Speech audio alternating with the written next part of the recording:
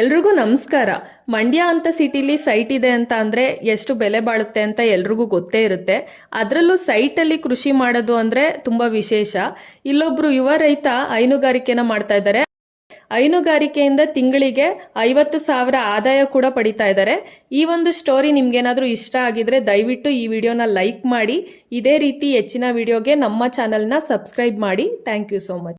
ನಮಸ್ಕಾರ, ನನ್ನ ಹೆಸರು ರಾಜು ಅಂತ, ಕ್ಯಾತುಂಗೆರೆಯಿಂದ.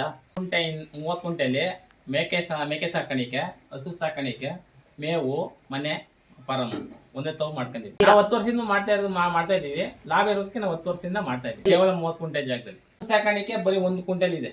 1 ಕುಂಟೆಲ್ ಈಗ 6 ಹಸು ಇವೆ. ಮೇವು ಕತ್ತರಿಸಿ ಜಾಗ ಬಿಟ್ಕೊಂಡಿವಿ. ಆಡುಗಳು ಸ್ವಲ್ಪ ಕಡೆ ಕಟ್ಟಾಕೋಕೆ ಮಾಡ್ಕೊಂಡ್ವಿ. ಈಗ ನಾವು 6 ಹಸು ಇರೋದ್ರಿಂದ ಒಂದು 60,000 ರೂಪಾಯಿ ಹಾಲು ಕರಿತೀವಿ ತಿಂಗಳಿಗೆ. 20,000 ರೂಪಾಯಿ ತಿಂಡಿ ತಿಂತವೆ. ಒಂದು 40,000 ರೂಪಾಯಿ ಆದಾಯಕ್ಕಾಗುತ್ತೆ. ನಾವು ಓದಿರೋದು 7ನೇ ಕ್ಲಾಸ್ಗೆ 40,000 ರೂಪಾಯಿ ಸಂಬಳ ಯಾರು ಕೊಡುತ್ತಾರೆ ಅಂದ್ಬಿಟ್ಟು ನಾವು ಹೈನುಗಾರಿಕೆ ಸ್ಟಾರ್ಟ್ ಮಾಡಿದ್ವಿ. 10 ವರ್ಷದಿಂದ ನಾವು ಹೈನುಗಾರಿಕೆ ಸ್ಟಾರ್ಟ್ ಮಾಡಿದ್ವಿ. ನಾವು 7ನೇ ಕ್ಲಾಸು ಓದ್ತಾ ಇದ್ವಿ. ನಮ್ಮ ತಂದೆ ತೀರೋಗ್ಬಿಟ್ರು. ನಾವು ವ್ಯವಸಾಯ 1 ವರ್ಷ ಮಾಡಿದ್ದು.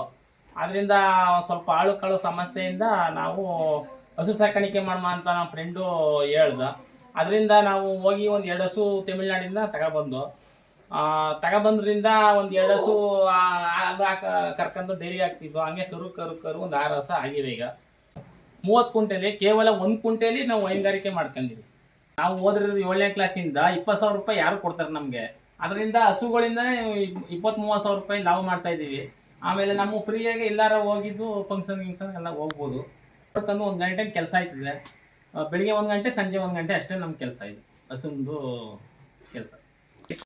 ಮಿನಿಮಮ್ ವರ್ಷ ಗಟ್ಲೆಗ ಒಂದೇ ದಪ್ಪ ಕರಿಕ ನಾವು ಇದು ಮಾಡ್ತೀವಿ. 3 ಈಟು ಕೊಡಿಸ್ಕೊತೀವಿ, 3 ಪಲಾಯ್ತಾ ಇರ್ತವೆ, 3 ಕರಿತಾ ಇರ್ತೀವಿ.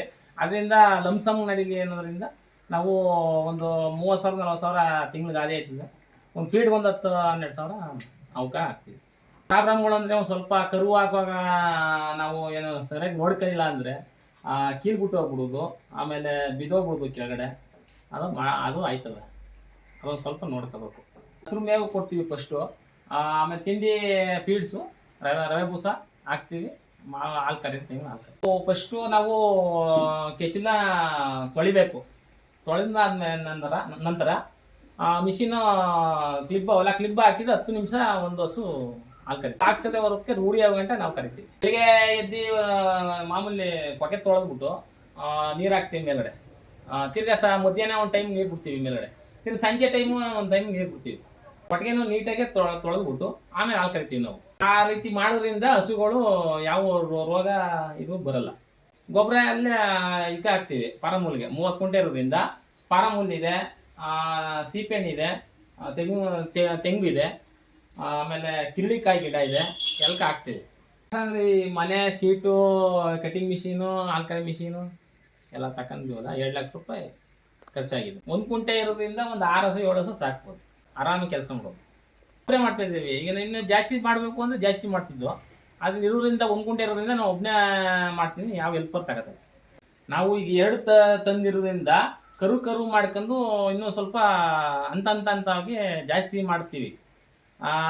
ಸುಮ್ಮನೆ ಒಂದೇ ದಪ್ಪ ಬಂಡವಾಳ ಹಾಕೊಂಡು ಮಾಡೋಕ್ಕಾಗಲ್ಲ ಅಂದ್ಬಿಟ್ಟು ಒಬ್ಬರಿಂದ ಹಿಂಗೆ ಮಾಡ್ಕೊಯ್ತಾ ಇದ್ವಿ.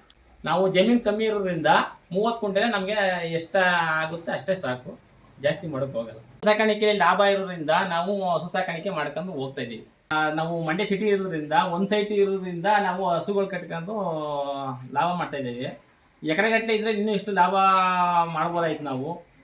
ಹೈನುಗಾರಿಕೆಯಲ್ಲಿ ಲಾಭ ಇಲ್ಲ ಅಂತಾರೆ, ಲಾಭ ಚೆನ್ನಾಗಿದೆ. ಎಲ್ಲರಿಗೂ ಹೇಳೋದು ಒಂದೇ, ಹೈನುಗಾರಿಕೆ ಮಾಡಿ.